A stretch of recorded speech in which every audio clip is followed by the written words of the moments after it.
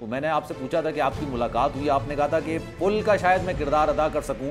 खुल के मैं बात कर रहा हूँ कि ना एस्टेब्लिशमेंट इतनी पॉपुलर पार्टी को इग्नोर नहीं कर सकते।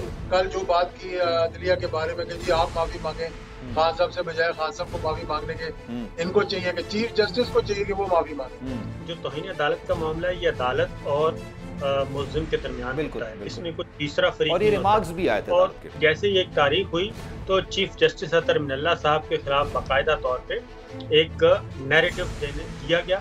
13 जमाती इत्तेहाद भी मुकाबला करके देख चुका है, 18 जमाती भी, 23 जमाती भी, सब के सब वो मुकाबला करके देख चुके हैं। पॉलिटिकल ग्राउंड में पॉलिटिकल बैटल ये हार चुके हैं।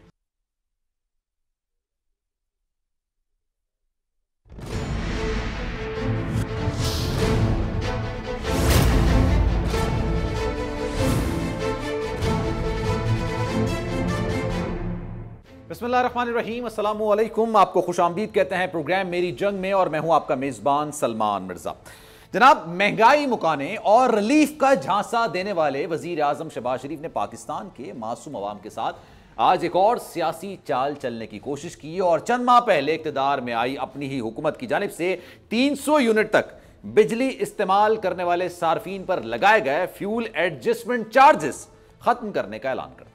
अच्छा, अब पाकिस्तान की मासूम आवाम ये समझ रही होगी कि जनाब ये एक बड़ा अच्छा फैसला हुआ है, वजीर आजम ने उनके कंधों से एक बहुत बड़ा बोझ उतार दिया है। लेकिन उन्हें शायद इस बात का अंदाजा नहीं कि वजीर आजम ने ऐसा किसी को रिलीफ देने के लिए नहीं, बल्कि शायद खान साहब की बढ़ती मकबूलियत से परेशान होकर अवामी हिमायत, जल्द से जुलूसों में अवामी शिरकत के हर रोज बनते नए रिकॉर्ड से परेशान होकर उनको ये सब कुछ करना पड़ा।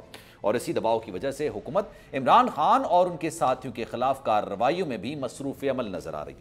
लेकिन इन सब पाबंदियों, परेशानियों के बावजूद हुकूमत खान साहब को रोकने में फिलहाल अभी तक तो नाकाम नजर आती है। आज भी जलसा हुआ, जबरदस्त किस्म का जलसा था, और ये जलसा भी एक कामयाब जलसा कहा जा सकता है।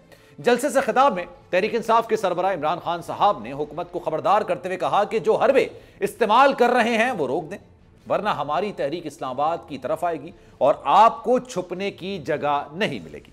साथ ही खान साहब ने एक बार फिर नौजवानों को तैयार रहने की हिदायत देते हुए कहा कि तैयार हो जाओ, हमने जुल्म का मुकाबला करना है। यह हमारे खिलाफ जितनी FIR काट लें कोई फायदा नहीं होने वाला। खान साहब का अगला प्लान क्या हो सकता है, आज के जलसे में उन्होंने उसके कुछ इशारे तो दिए हैं। अब हुकूमत का इस पर क्या लाहेअमल होगा, इसी पर मजीद बात करेंगे। मौजूद मेहमान हमारे साथ मौजूद हैं, पैनलिस्ट एजाजुल हक साहब किसी तारुफ के मौसम हमारे साथ मौजूद हैं, साबिर शाकिर ने भी इस वक्त ज्वाइन किया है, और जनाब अमीर अब्बास भी आपसे कुछ देर बाद मुझे ज्वाइन करेंगे। साबिर साहब, अगर आप इजाजत दें, एजाजुल हक साहब से मैं शुरुआत करना चाहूंगा। एजाज साहब, लास्ट टाइम आपसे गुफ्तगू हुई थी जब खान साहब से आपकी मुलाकात भी थी, उस वक्त मैंने आपको अपने शो में इन्वाइट किया था। तो मैंने आपसे पूछा था कि आपकी मुलाकात हुई, आपने कहा था कि पुल का शायद मैं किरदार अदा कर सकूं और आने वाले वक्तों में कुछ बेहतरी आ सके, लेकिन कुछ ऐसा मामला नजर आ नहीं रहे हैं। कुछ मामला बेहतर हो रहे हैं सर? देखिए, इस वक्त PTI जो है वो पाकिस्तान की सबसे पॉपुलर जमात है, और एक अंधे को भी नजर आ रहा है कि पब्लिक पाकिस्तान की जो है, वोटिंग पब्लिक की मैं बात कर रहा हूँ, और वैसे भी चाहने वाले जो लोग हैं वो किस जमात के साथ खड़े हुए हैं। आहिस्ता आहिस्ता पिछले चंद दिनों में इन्होंने पहले कोशिश की थी कि हुकूमत को इस्तेमाल करते हुए शहबाज शरीफ साहब ने भी एज प्राइम मिनिस्टर, आपको मालूम है कि शांगला में जलसा करने की कोशिश की, और उसके बाद 2-3 जगह जो है वो बाकी लोगों ने भी जाने की कोशिश की। लेकिन जब पब्लिक का रिस्पॉन्स नहीं मिला और महंगाई और बेरोजगारी पर कंट्रोल नहीं हो सका, तो फिर इन्होंने जलसे बंद कर दिए, जलसे करने बंद कर दिए। और अब ये है कि देखें, ना अमेरिका, ना हमारी, खुल के मैं बात कर रहा हूँ कि ना एस्टेब्लिशमेंट इतनी पॉपुलर पार्टी को इग्नोर नहीं कर सकते वो। यानी आप किस तरह ये कर सकते हैं कि एक लीडर को जो कि इस वक्त मौजूद ना भी हो, तो लोग सड़कों पर आ जाते हैं, चौकों में आ जाते हैं, हाईवेज पे आ जाते हैं, शहरों में निकल आते हैं, दूर दराज के इलाकों में निकल आते हैं। तो आप कहेंगे कि इसको मैं तोशाखाना केस में या किसी फॉरेन फंडिंग केस में या काफी ज्यादा खतरनाक है। 4 केसेस हैं और बड़े खतरनाक केसेस हैं, और उसमें दहशतगर्दी भी है, उसमें तौहीन अदालत भी है। 7 रोज बाद दोबारा से खान साहब ने जमा कराना है जवाब, पहले जवाब से मुतमईन अदालत हुई नहीं थी। और सुनने में आ रहा था कि जैसे जो रिमार्क्स थे कि जनाब मामला सॉर्ट आउट हो जाता, उस दिन अगर खान साहब माफी मांग लेते, सरेंडर कर देते अदालत के सामने, जिस तरह से करते हैं तौहीन अदालत के केस में। इलेक्शन कमीशन में तौहीन का मामला है, तोशाखाना वाला मामला है, और उम्मीद तो खैर नहीं कह सकते, खदशा कह लें, खदशा एक जाहिर किया जा रहा है कि कहीं ना कहीं कन्विक्टेड वाला मामला हो जाएगा। एजाज साहब देखिए, इसमें कोई शक नहीं कि कोशिश पूरी हो रही है, और एक सोच भी है जो ये समझ रही है, ये समझ रही थी। आज का मुझे नहीं पता, क्योंकि अब जरा स्टोरी थोड़ी सी फर्क हो चुकी है। ये खास तौर पे कल सरगोदा, आज गुजरात, कल भावलपुर होगा, और उसके बाद गिरदोनवा में जहां जहां भी दौरे हो रहे हैं और पब्लिक सेंटिमेंट्स को आप देख रहे हैं कि किस तरह से लोग निकल रहे हैं। इस केसेस सारे के सारे मैं समझता हूँ कि बड़े सीरियस हैं। लेकिन देखिए, आप वन बाय वन मैं बात करता हूँ। तोशाखाना में खान साहब ने एक चीज जमा करा के पैसे दे के वो चीज वापस ली। सही है। मैं आपको यहाँ पर बैठे बैठे 50 चीजें गिनवा सकता हूँ जो कि बाहर ही बाहर तोशाखाना में जमा करवाए बगैर अपने घरों में लेकर चले गए। अच्छा। चाहे वो पीपल्स पार्टी की हुकूमत थी, चाहे PMLN की हुकूमत थी, चाहे वो वजीर आजम थे, उनकी फैमिली थी, या वुजरा थे।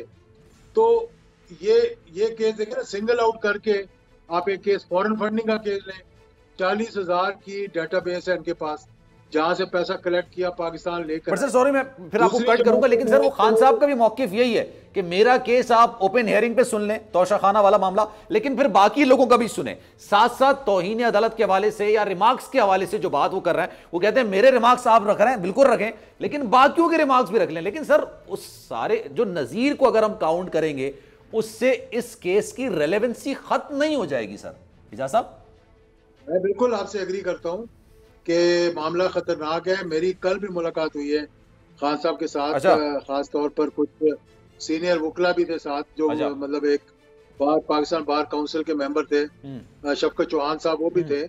तो जो लोग भी उनसे मिल रहे हैं, वो उनको अपनी लीगल ओपिनियन, लीगल राय देने की कोशिश कर रहे हैं। देखिए, इन चीजों के अंदर वो आपको स्टबन नहीं होना चाहिए और ना जिद करनी चाहिए, आपको फ्लेक्सिबल। और ये स्टबन होने का मशवरा सर कौन दे रहा है? सर मैं फिर आगे बढ़ूंगा सर, फवाद चौधरी के अलावा। जी जी नहीं, मैं ये कह रहा हूँ कि वो बातें जिस किस्म की कर देते हैं, जो इनके साथी होते हैं, वो इनके मुंह में डाल दी जाती हैं। अच्छा। वो कहा जाता है कि ये कह रहे हैं, जैसे कि शहबाज गिल हो गए, या कल जो बात की अदलिया के बारे में कि जी आप माफी मांगे, खान साहब से बजाय खान साहब को माफी मांगने के इनको चाहिए कि चीफ जस्टिस को चाहिए कि वो माफी मांगे। यानी इस हद तक आगे बढ़ रहे हैं। वो खान साहब वो चाहते हो या ना चाहते हो, लेकिन इस वक्त हर कोई ये कोशिश कर रहा है कि मैं अपने नंबर बनाऊं या जमात को नुकसान पहुंचाऊं। ठीक है, तो ये चीजें बड़ी सोच समझ कर आगे चलना पड़ेगा। सही है सर, मेरे ख्याल। सर आप इजाजत दें, साबिर शाकिर साहब को भी शामिल गुफ्तगू करने, काफी देर से सर खामोश है। साबिर साहब कैसे हैं आप? ठीक है, खैरियत से? जी बिल्कुल, अल्लाह का शुक्र। सर क्या देख रहे हैं आने वाले वक्तों में? 4 मुख्तलिफ केसेस हैं। खान साहब आज भी काफी ज्यादा एग्रेसिव नजर आ रहे थे, फिर उन्होंने थोड़ा इशारा भी दिया, फिर वो जिस तरह से उन्होंने सवाल किया, 3-4 जलसे पहले भी उन्होंने पूछा था कि मैं अगर लास्ट कॉल दे दूं तो मेरा साथ दोगे, तो लास्ट कॉल देने जा रहे हैं? आपको लगता है ऐसा होने जा रहा है खान साहब? अच्छा, फिल वक्त तो सिचुएशन चूंकि थोड़ी सी तब्दील हो गई है, खासतौर पे सैलाब की वजह से।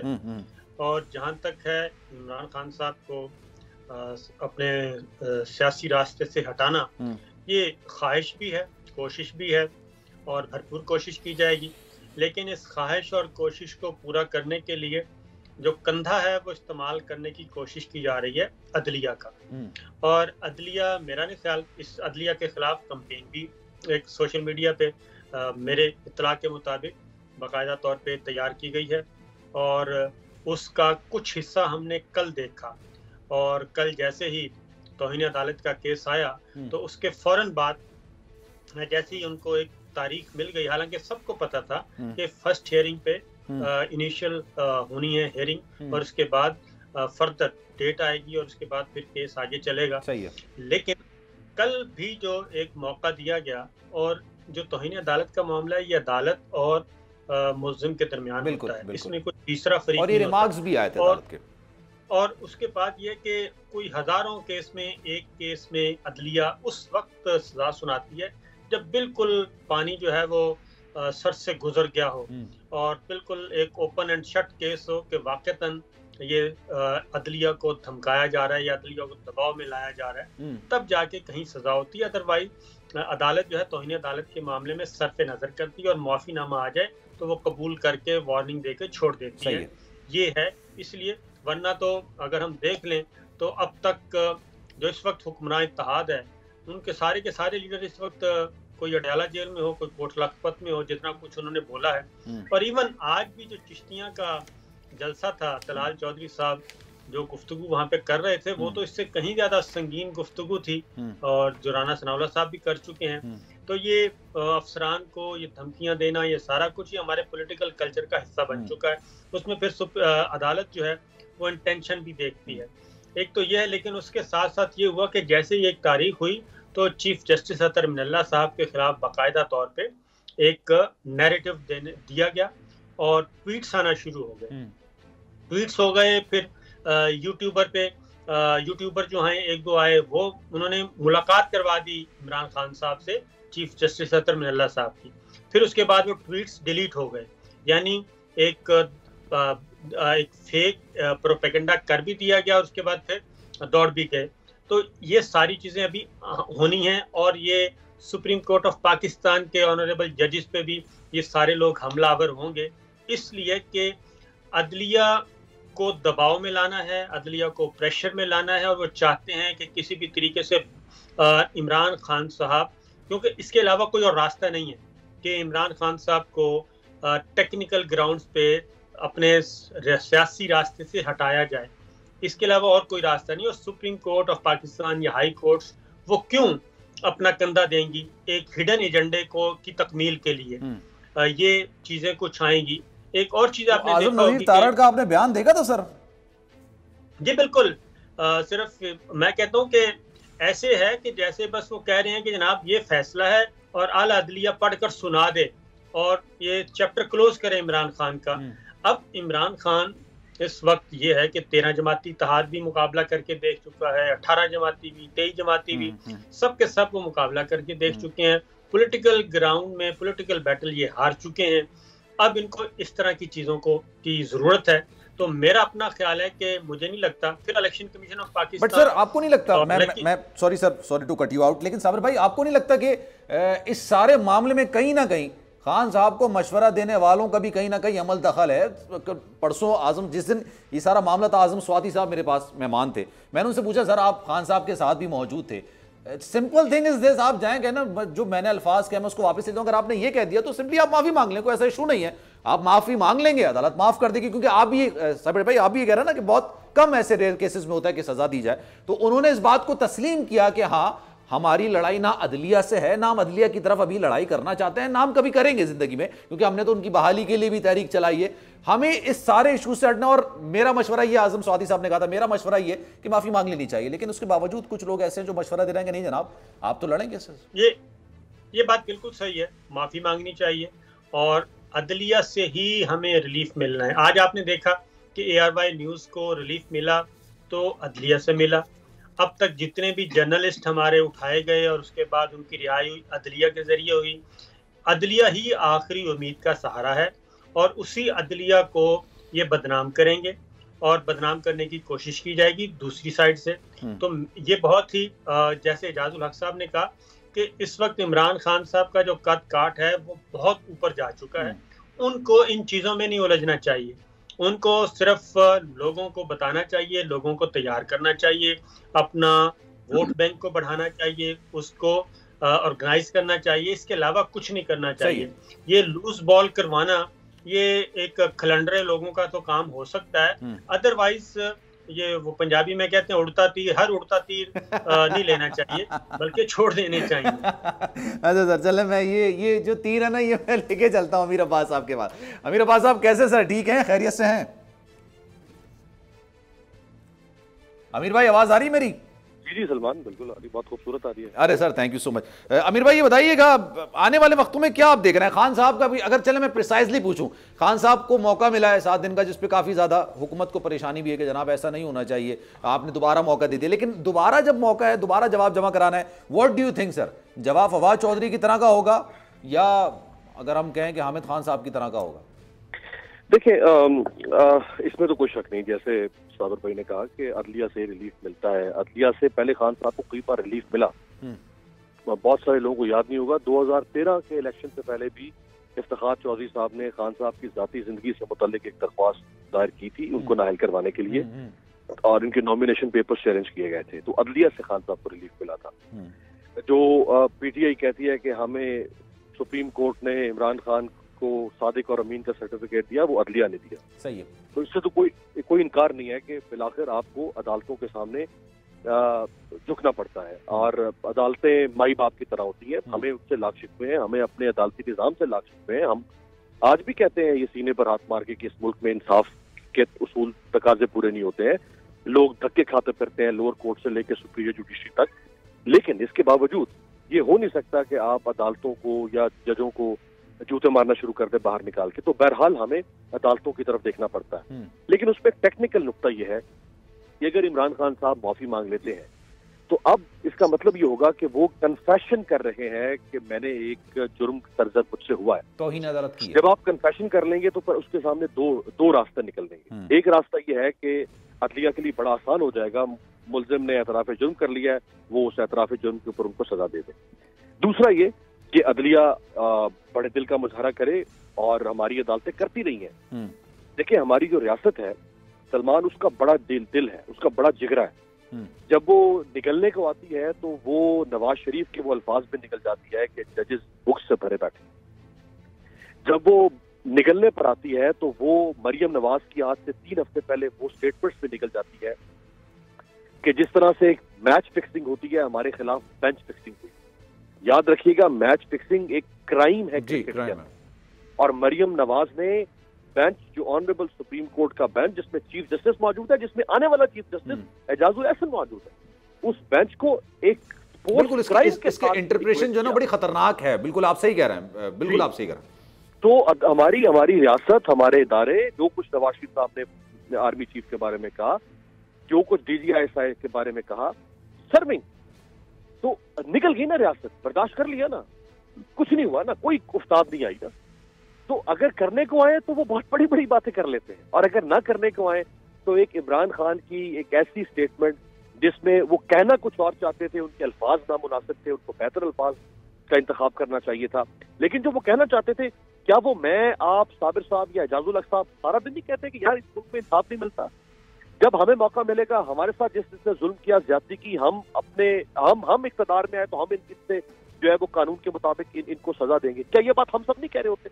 लेकिन उनके अल्फाज नामुनासिब थे। जब सर वो कह रहे चार्ज क्राउड के सामने आपने जिस तरह से बात की वो एक नामुनासिब थी। जब चीजें मैं पूरी देख रहा था ना, चार्ज क्राउड के सामने माहिर कानून भी कह रहे हैं यहां पर आके थोड़ा मामला फंसता है। आप कहते हैं कानूनी कार्रवाई करनी है, आपके पास फोरम है, आप कानूनी कार्रवाई कर लें वहां जाके, लेकिन आप इंटेंट देखिए, जब कंटेम्प्ट कोर्ट का फैसला होता है, याद रखिए, हमें चूंकि कर्सा हो गया है, साबिर साहब तो खैर हमारे साफ्ती जद्दोजहद हो गए, या सुप्रीम कोर्ट से लेके और निचली कोर्ट तक के कंटेम्प्ट के केसेस को सुनते हुए हमेशा कोर्ट्स इंटेंट को भी देखती हैं कि इस शख्स ने जो तौहीन अदालत की, इसका इंटेंट क्या थी। तो खान साहब की इंटेंट बड़ी वाज़ेह थी, उसका एक कॉन्टेक्स्ट मौजूद है। वो 25 मई से शुरू हुआ था, जब 25 मई को स्टेट ने फाशिज्म किया, पंजाब पुलिस को और वफाकी पुलिस को इस्तेमाल करके इमरान खान के राइट टू प्रोटेस्ट को क्रश करने के लिए। वहां से खेल शुरू हुआ और आज के दिन तक वो जारी है। और खान साहब हर दफा ये कह रहे हैं कि भाई मेरे साथ ये IG ने ज्यादती की, फलां ने ज्यादती, जब मुझे पावर मिलेगी मैं इनको कानून के मुताबिक देखूंगा। तो व्हाट, इसमें क्या गलत है यार? ये है इंटेंट। अल्फाज नामुनासिब में मैं फिर कह रहा हूँ, और इमरान खान जैसे जिस पाए के वो लीडर अब बन चुके हैं, वो नहीं थे लेकिन आज वो बन चुके हैं, उनको और मोहतात होना चाहिए, उनको और शाइस्ता ज़बान इस्तेमाल करनी चाहिए, अल्फाजों का चुनाव बेहतर होना चाहिए, आप ये समझ रहे हैं? जी जी ठीक है। अच्छा एक ब्रेक लेते हैं जनाब, ब्रेक के बाद वापस आएंगे। साबिर शाकिर साहब हमारे साथ मौजूद हैं, अमीर अब्बास और एजाजुल हक साहब भी हमारे साथ मौजूद हैं। उनसे एक बड़ा इंपॉर्टेंट सवाल है, क्योंकि खान साहब हमेशा ही कहते हैं कि जनाब मेरे पास नाम लिखे हुए हैं, क्या वाकई में उनको लग रहा है कि नाअहली वाला जो मामला, जो एक इस वक्त साजिश तैयार की जा रही है, जिसको कहते हैं कि बैरूनी साजिश का दूसरा पहलू है, उसके हवाले से एजाज साहब के क्या तासुरात है? एक ब्रेक लेंगे, ब्रेक के बाद वापस आएंगे तो उनसे जानेंगे।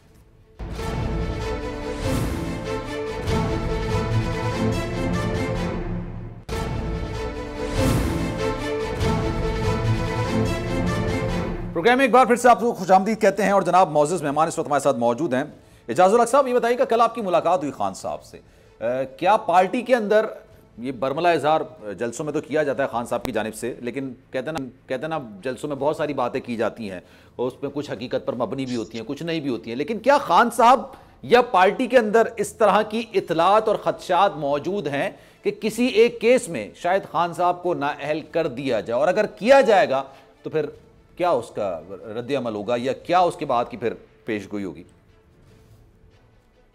देखिए, ये चीजें बड़ी सेंसिटिव होती हैं और लाजमी बात है जब एक लीडर को, एक्स प्राइम मिनिस्टर को, जब आप बार बार अदालतों में, कभी दहशतगर्दी कोर्ट में, कभी तोशाखाना के लिए भेजते हैं, कभी तौहीन अदालत में भेजते हैं, तो लाजमी बात है एक सोट तो हैंग कर रही होती है ना। असल में हुकूमत है तो सिर्फ इस्लामाबाद की हदूद में, लेकिन अदारे सारे उनके पास हैं तंग करने के लिए भी। आपको आज बताऊं कि मुझे बड़ा दुख हुआ आज जब मुझे मालूम हुआ कि एक इंटरनेशनल कंपनी, जिसने, मैं नाम उसका नहीं लेता यहाँ पर कि अच्छा नहीं लगेगा टेलीविजन पे नाम लेते हुए, जो कि पाकिस्तान के अंदर डायरेक्ट फॉरेन इन्वेस्टमेंट लेकर आई और बड़ा नेटवर्क है उनका पाकिस्तान के अंदर। उन्होंने शौकत खानम के वो कलेक्शन बॉक्सेस रखे हुए थे। अच्छा। कि अगर आप मतलब कोई चंदा करना चाहते हैं तो वो पैसे इकट्ठे करके एक बैंक में डाल दिया करते थे हर महीने या 2 महीने बाद या 3 महीने बाद। तो उनको नोटिस जा रहा है FIA की तरफ से, आके समझाएं कि ये फॉरेन फंडिंग जो है ये किस तरह से आप इस फलाने अकाउंट में जमा करवा रहे हैं। अच्छा। तो आप बताएं कि किस हद तक आप गिर सकते हैं कि मुल्क का नुकसान कर रहे हैं आप अपने मुल्क का नुकसान कर रहे हैं। और मेरे पास उसका प्रूफ है आज। तो वो इल्जाम लगाते हैं कि खान साहब मुल्क का नुकसान कर रहे हैं। वो शौकत तरीन साहब की जो ऑडियो 2 निकल कर आई थी, वो कह रहे हैं आप लोग 5.5 अरब रुपए की खुशियां मनाते हैं, लेकिन जो वो पैसे आ रहे थे उसको रोकने में खान साहब ने किरदार अदा किया। पैसे रुके तो नहीं, वो तो जाहिर सी बात है उनकी डील हो गई। पहली बात तो पैसे नहीं रुके। दूसरी बात यह कि किसी का टेलीफोन तो टैप करना मैं समझता हूँ कि बड़ा एक तो जमहूरियत के भी खिलाफ है और एथिक्स के भी बहुत खिलाफ है। ये बहुत जमाने से होते आए हैं, 90s से तो मैं पॉलिटिक्स के अंदर हूँ और गलत फहमियां अब तो आदत हो गई में जितना काम किया किसी ने इतना काम नहीं किया। अच्छा। तो मैं ये मैं आपको बता रहा हूँ, नहीं खदशात जरूर है इस बारे में, लेकिन मेरा ख्याल है कि वो एक उन्होंने फैसला किया है कि भाई मैंने एक डिटर्मिनेशन, एक कमिटमेंट होती है इंसान की, और वो इस तरह नहीं है कि भाई मैं मुल्क छोड़ के अभी बाहर जा रहा हूँ तो देखूंगा जब हालात बेहतर हो जाएंगे मैं आ जाऊंगा। उन्होंने इन मुश्किल हालात में भी लोगों के साथ खड़े हुए, अवाम के पास गए हैं और अवाम ने उनको पसीराई दी है। सही है, सबसे बड़ी बात। ठीक है, लेकिन सर एक आपको नहीं लगता मिसाके मईशत जरूर होना चाहिए? फिर मैं ये साबिर साहब से भी सवाल करूंगा। देखें, जो बिजनेसमैन होता है, कतई नजर इस ताल्लुक से कि आपकी लॉयल्टी या आपकी हमदर्दियां किस सियासी जमात से, लेकिन जो बिजनेसमैन होता है उसके लिए बिजनेस कम्स फर्स्ट, और वो चाहता है कि जनाब वो खुद भी कमाए और पाकिस्तान मुल्क की तरक्की के लिए अपना किरदार अदा करे। आइंदा के 10 साल के लिए आप एक स्ट्रेटेजी, एक प्लानिंग तैयार कर लें और कहते हैं जनाब जिसकी हुकूमत हो, आज हमारी है, कल आपकी हो सकती है, कल आपकी है, परसों फिर हमारी हो सकती है, लेकिन इस बिजनेस प्लान से कोई नहीं हटेगा। तो आपको नहीं लगता सर मिसाके मईशत होना चाहिए, खान साहब को इस पर राजी होना चाहिए या नहीं? बिल्कुल होना चाहिए, लेकिन तरीकाकार होना चाहिए। पहली बात तो ये। दूसरी बात ये कि ट्रस्ट डेफिसिट इतना है कि इत्मीनान का इतना बड़ा फुकदान है कि किसी हुकूमत ने भी मौजूदा हुकूमत के कहने पर ना कोई लोन रिन्यू किया है, ना कोई लोन दिया है, ना IMF बात मान रहा था। हत्ता कि यहाँ तक कि चीफ ऑफ आर्मी स्टाफ को IMF को कॉल करनी पड़ी, सऊदी अरेबिया जाना पड़ा, UAE जाना पड़ा, चाइना जाना पड़ा, उन्होंने जाके बात की। ये सारी हालात तो सब देख रहे हैं। तो इसमें अगर हुकूमत क्या सारा, अब कल जो तकरीर हुई है मैं देख रहा था, वो तकरीर मैं सुन रहा था, मतलब आपको ये ज़ेब देता है कि आप इस किस्म की जुबान इस्तेमाल करें as a prime minister of this country, यानी कि आप मतलब उसको छोड़ दें आप बाकी चीजों को। तो ये जो ट्रस्ट डेफिसिट है और ये जो प्रपोजल किया है, मैं उसके बारे में थोड़ी सी बात कर दूं कि जब तक ये मिसाक मुईशत जो है, मिसाक जमहूरियत का तो मजाक बन गया था ना, अभी स्याही जो है वो सूखी नहीं थी, तो अबू धाबी में मीटिंग शुरू हो गई थी और नवाज शरीफ साहब समझते थे कि मैं बहुत बड़ा मार के आ गया और पता लगा कि मोहतरमा की और परवेज मुशर्रफ की मीटिंग हो रही है। मिसाल मीशत जो है जब तक नेशनल सिक्योरिटी काउंसिल इसका तहफ़्फ़ुज़ नहीं देगी, फॉरेन डायरेक्ट इन्वेस्टमेंट पाकिस्तान के अंदर सबसे दिलचस्प बात सर एक और ये थी, फिर मैं साबिर साहब की तरफ जाऊंगा, मिसाक मईशत में, मिसाक जमहूरियत में, कि जनाब जिस पार्टी से, जिस सियासी जमात से बात नहीं करनी थी, दो बड़ी सियासी जमातों ने आज ये तीनों अलायंस करके बैठे हुए। सर अगर आप इजाजत दें साबिर साहब की तरफ मैं बढ़ना चाहूंगा। साबिर साहब ये बताइएगा सर, ये है इतलात हैं, खदशात हैं, मामलात हैं कि खान साहब को नायल कर दिया जाएगा, क्योंकि वो हर अपनी स्पीच में, जलसे में इस बात का बरमला इजहार अब करने लगे हैं, और लेट्स सपोज अगर ऐसा हो जाता है, व्हाट नेक्स्ट? वो सलमान, उसकी वजह यह है कि ये ख्वाहिश है और कोशिश है। मैं फिर बता दूं कि ये जुडिशरी के बगैर मुमकिन नहीं है, क्योंकि अदलिया का कंधा इस्तेमाल करना चाह रहे हैं एक बार फिर, एक पॉपुलर लीडर और एक पॉपुलर पॉलिटिकल पार्टी को फारिग करने के लिए। और क्या अदलिया दोबारा अपना कंधा देगी? और ये बुनियादी चीज़ है। मेरा अपना ख्याल है कि अदलिया बहुत समझदार है और बहुत ज़्यादा, पहले से कहीं ज़्यादा मजबूत है, और अदलिया को कहीं ना कहीं पता है कि हिडन एजेंडा है क्या। इसीलिए चीफ जस्टिस अतर मिनल्ला साहब ने कल एक बात की थी। उन्होंने कहा था कि बहुत कहा जाता है कि हमने रात 12 बजे 9 और 10 अप्रैल की दरमियानी शब अदालतें क्यों खुली, तो उन्होंने कहा कि हम नहीं चाहते थे कि 12 अक्टूबर 99 दोबारा हो और मार्शल लॉ लगे, क्योंकि एक फेक न्यूज़ चलवाई गई थी उस रात। फेक न्यूज़ की बुनियाद पे एक जवाब बनाया जाना था कि जनाब आर्मी चीफ को सैक कर दिया गया है, और आर्मी चीफ को सैक करने की वजह से लिहाजा अजीज हम वतनों नागुज़ीर हो गया। इसलिए वो इस्लामाबाद हाई कोर्ट और सुप्रीम कोर्ट ऑफ पाकिस्तान के ऑनरेबल जजेस आके बैठे थे कि इस फेक न्यूज़ की बुनियाद पे भी मार्शल लॉ ना लगे, और वो जो एक कराची से साहब को बुलवाया गया था और किसी को किसी होटल में मारगला रोड पे ठहराया गया था, वो ये सारा गेम जो कर रहे थे, कुछ ना कुछ इत्तलाआत आला अदलिया तक भी थी कि ये मामला, कि ये माजरा क्या है। इसलिए वो एक उस पेटिशन पे ना दस्तखत सही थे, ना तारीख सही थी, ना उसकी ड्राफ्टिंग सही थी, जिसकी बुनियाद पे ये सारा खेल खेला जाना था।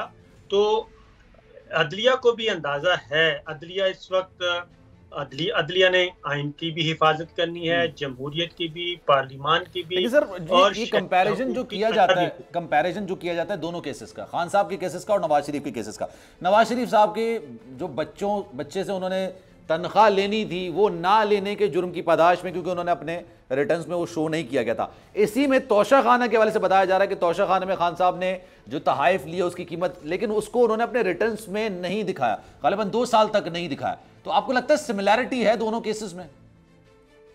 देखिए, नवाज शरीफ साहब का ये जो नैरेटिव है ना कि जी वो तनख्वाह नहीं ली, ये बात नहीं है। नवाज शरीफ साहब एक प्राइम मिनिस्टर हैं पाकिस्तान के, वजीर आजम है, एक वजीर आजम थे, और वजीर आजम होते हुए वो एक बाहर एक अकामा बनाया हुआ था और एक कंपनी में मुलाजमत इख्तियार कर रहे थे। आप उसको उस तरीके से देखें, और वो कंपनी क्यों बनाई गई थी, उसके पीछे एक एजेंडा था। तो ये तो इनका नैरेटिव है कि देखें वो बेटे की तनख्वाह और तनख्वाह भी नहीं ली, ये मसला नहीं है।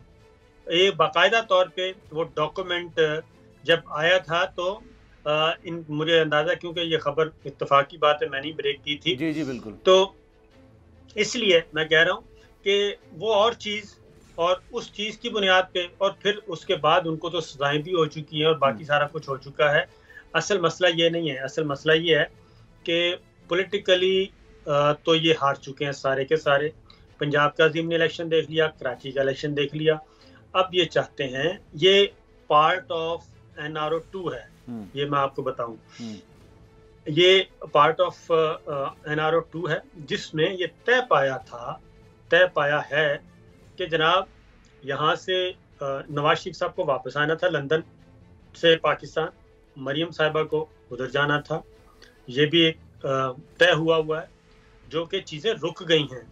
और रुकी इसलिए हैं कि जब ये पंजाब का रिवर्स हुआ, क्योंकि जब आपने डिप्टी स्पीकर कौमी असम्बली की रूलिंग को अंडू किया और वो एक रास्ता खुद आपने खोल दिया आर्टिकल 69 का, तो जो हराम डिप्टी स्पीकर कौमी असम्बली ने जो काम किया, अगर वो हराम है तो फिर डिप्टी स्पीकर पंजाब असम्बली वाला काम भी हराम ही होगा, वो हलाल नहीं हो सकता। जब चीजें वापस जाना शुरू हुई, आपको याद होगा कि अचानक 2/3 मेजोरिटी है खैबर पख्तूनख्वा में, वहां भी तहरीक आदम एतमाद आ गई थी और वहां से भी एक तहरीक आदम एतमाद सबमिट कर दी गई थी।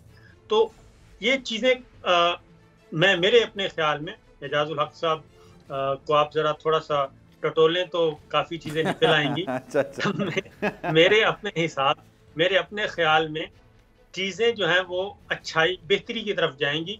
उसकी रीजन है कि ये मामला, असल मामला है क्या जी? ये सारा मामला तो एक ही है और वो खुर्रम दस्तगीर साहब भी बता चुके हैं, जावेद लतीफ साहब भी बता चुके हैं, और वो है चेंज ऑफ कमांड का सिंपल 1 पॉइंट ये है। बाकी अभी एजाजुल हक साहब से पूछें सर, एक मुझे ब्रेक लेना है और ब्रेक के बाद सर जब वापस आएंगे अमीर अब्बास साहब हमारे साथ मौजूद होंगे। साबिर शाकिर साहब, thank you so much for your time, और हमारे साथ एजाजुल हक साहब, आपका भी बहुत शुक्रिया। एक ब्रेक लेते हैं, ब्रेक के बाद वापस आएंगे तो जनाब अमीर अब्बास से गुफ्तगू का सिलसिला आगे बढ़ाएंगे।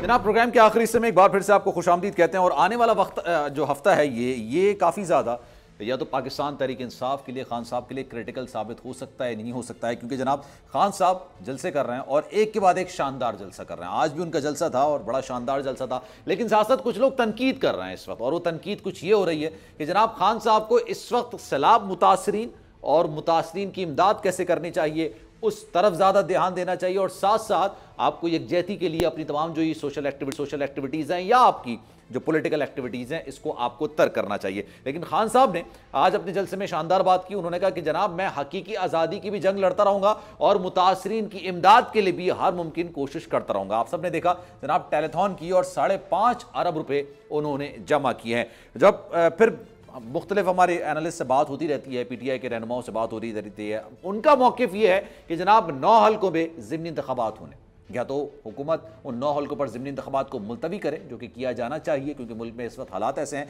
या तो आप उनको ज़िमनी इंतख़ाबात को मुलतवी करें, या फिर जो सियासी इस वक्त एक्टिविटीज़ हो रही हैं उसको तनकीद का निशाना नहीं बनाना चाहिए। साथ साथ जनाब आने वाले हफ्ते के हवाले से जो मैंने आपको बोला वो ज़्यादातर जो डिपेंड करता है, खान साहब ने अब अपना दोबारा से जवाब जमा कराना है। पहला जवाब जो उन्होंने तौहीन अदालत के हवाले से जमा कराया था, उन्होंने कहा कि अगर मैंने कोई लफ्ज़ गलत कह दिया है और नामुनासिब अल्फाज हैं तो मैं उनको वापस ले लेता हूं। लेकिन अदालत की जानिब से जो रिमार्क्स निकल कर सामने आए थे उससे ऐसा लग रहा था कि जनाब अदालत उनसे मुतमईन है नहीं, और फिर वाकई में उनको 7 दिन की मोहलत दे दी गई थी। अब क्या वाकई में खान साहब अपने अल्फाजों पर माफ़ी मांग लेंगे? अमीर अब्बास साहब इस वक्त हमारे साथ मौजूद हैं, उनसे मजीद बात करेंगे। अमीर साहब ये बताइएगा, आने वाला हफ्ता लगता है आपको डिसाइसिव होने जा रहा है किसी भी तौर पर? जी सलमान, डिसाइसिव तो नहीं, लेकिन हलचल से भरपूर हफ्ता जरूर हो सकता है, क्योंकि इलेक्शन कमीशन में भी समात है, इसके अलावा अकाउंट इंसदाद दहशतगर्दी कोर्ट में है, फिर हाई कोर्ट में है, फिर सुप्रीम कोर्ट में भी मेरा ख्याल शायद 8 सितंबर को है केस लग गया है जो कंटेम्प्ट ऑफ कोर्ट की, वहां पे भी पिटीशन फाइल हो चुकी है। तो अब मेरा ख्याल है एक के बाद एक कोई ना कोई केस खान साहब के खिलाफ खोला जाता रहेगा, और उस पर उनकी समात पर तोशा खाना की समात अलहदा है, इलेक्शन कमीशन में कंटेम्प्ट की समात अलहदा है। इलेक्शन कमीशन में कंटेम्प्ट के बारे में अक्सर रहनुमा जो है वो ये बात कहते हैं जनाब हम माफी वहां तो कम से कम नहीं मांगेंगे। मतलब आजम स्वाति साहब से मेरी बात हुई, उन्होंने कहा मैं माफी हम यहाँ तो बिल्कुल नहीं मांगेंगे। उनके भी जो मेरे ख्याल से इख्तियारात होते हैं हाई कोर्ट के बराबर होते हैं, वो भी वहां पर भी कन्विक्शन हो सकती है। देखिए वो हाई कोर्ट के बराबर उनके इख्तियारात होते हैं फंक्शन से रिलेटेड। अच्छा, जब इलेक्शन कमीशन इलेक्शन के अमल में दाखिल होता है तो उसके पास इख्तियारात, ठीक है, जो इदारा टैक्स पेयर मनी के ऊपर चल रहा हो या पल रहा हो तो वो कोई सेक्रेट काउ नहीं है भाई। ये वो किंगडम नहीं है, डेमोक्रेसी है।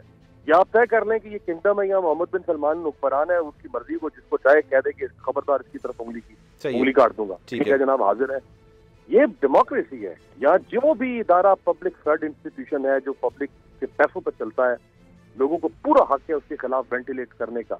यहाँ पे तो यार हमने इन इदारों को पता नहीं क्या कुछ बना दिया हुआ है। यूरोप के अंदर जब प्रोटेस्ट होते हैं लोग अंडे और दही उठा के लेकर आते हैं पार्लियामेंट की बिल्डिंग पर मारते हैं।